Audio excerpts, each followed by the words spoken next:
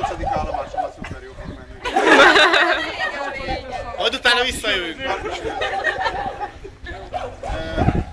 a feladat? Valahogy sorba kellene állnod, és akkor csapatkapitány elkezdi térdel felvenni az üveget, és térdel végigadjátok. A leeső pont levonat. Nem baj, ezt egyszer. Utána lesz még 2 másik feladat. Hogy állunk üveggel. Erre nyugodtan itt mellettem szólgatok. Na gyertek! Nem. Gyere már közelebb! Fogod? Aha! Várjál!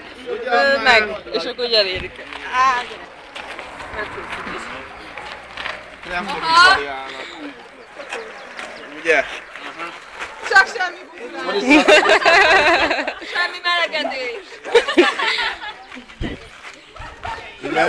Vigyeszek meg, nem biztos.